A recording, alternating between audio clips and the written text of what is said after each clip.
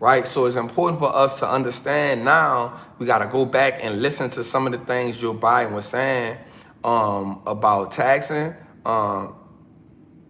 Yeah, like people need to understand that it's not a political debate, family. Like, it's not what we doing here, right? So what we need to understand is what are some of the things, in his agenda that he's talking about taxing, and those are maybe some of the sectors that we want to like stray away from, right? At least until we get a better understanding of what's going on, right? Another thing is we want to look at laws, right? And I got these things wrote down. Laws, like, so we got to look at, will Congress pass a law that will have a negative impact on a stock or industry, right? So we got to see, now that's important. Like, so one of the things we know is that, here's something that's important too, right? One of the things we know that is one of the laws that's going on now is the Democrats going to be more liberal when it comes to marijuana industries, right? Because they've came out and said that, they think that marijuana should be decriminalized, right? So let's drink to them thinking you can get your smoke on, you hear me? Right?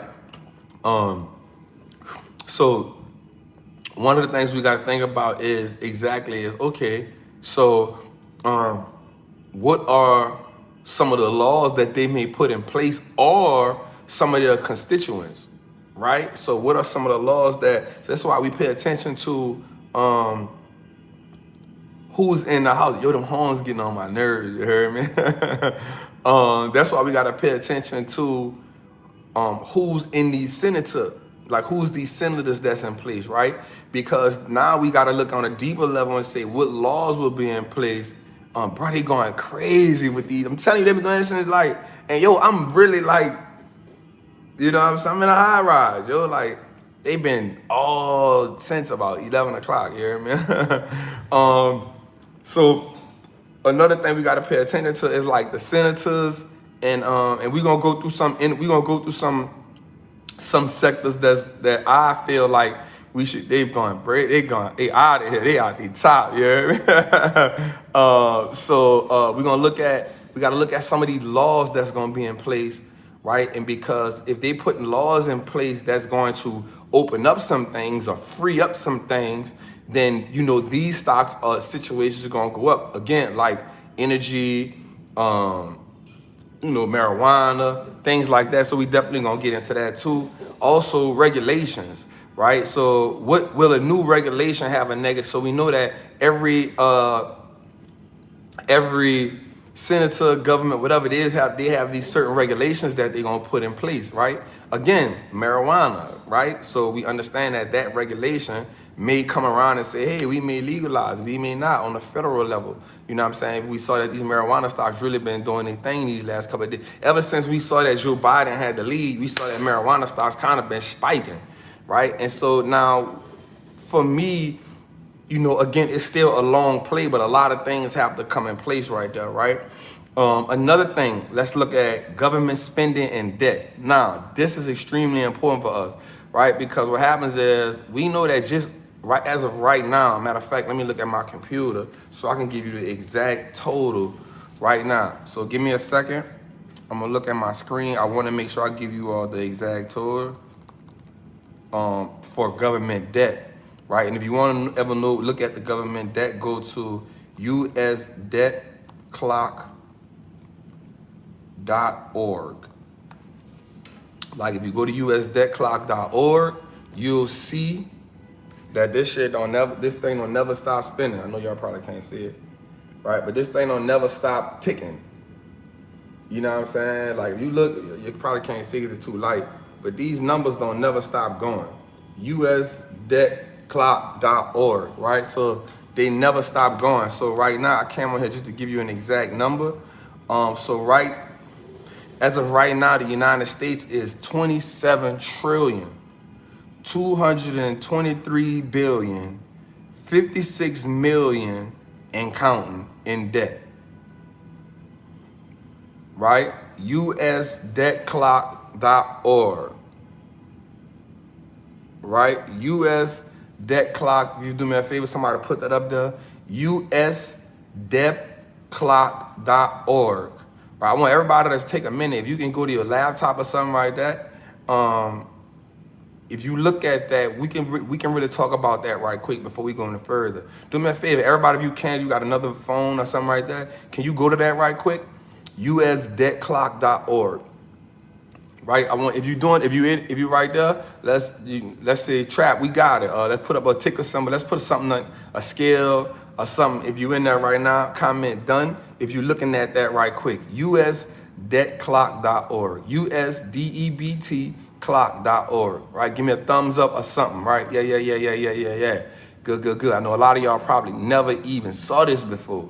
Right, but I always look at this. Right, family, China does own us. China is the biggest holder of U.S. debt and bonds, right?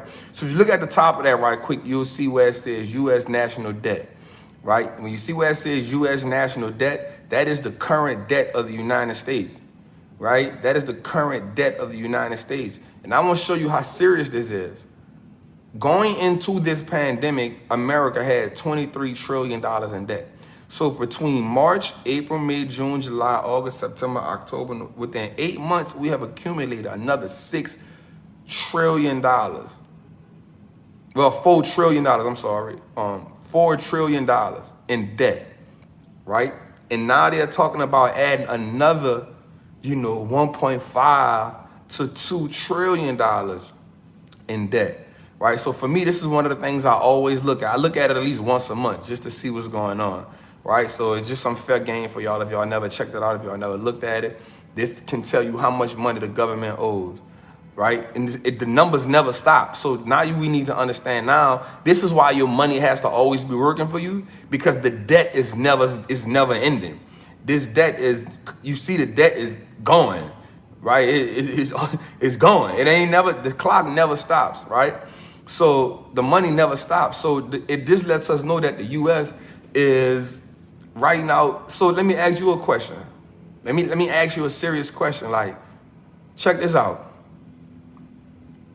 If your bank account was negative $1,000,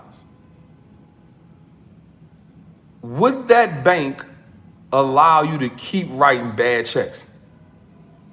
Let's think about that for a minute. Let's think about that for a minute. If your bank account was negative $1,000, would the bank allow you to keep on writing checks? Would they allow you to keep spending money? They're gonna shut you down.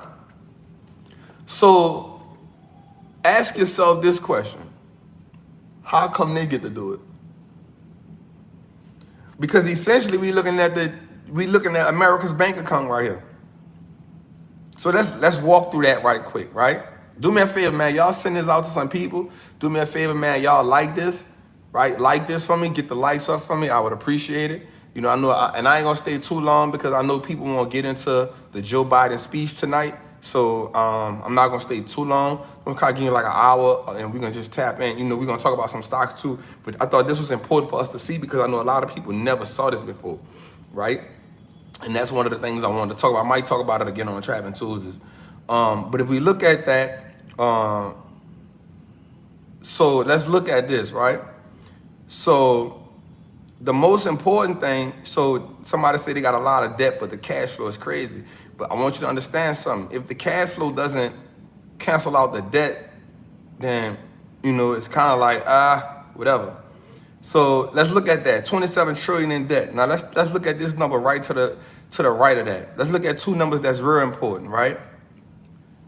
Debt per citizen, right? Debt per citizen is $82,000, right? $82,000. How can we invest to make quick cash? I don't know. $82,000, right? So what that means is your little son, your daughter, your nephew, they are $82,000 in debt out the gate.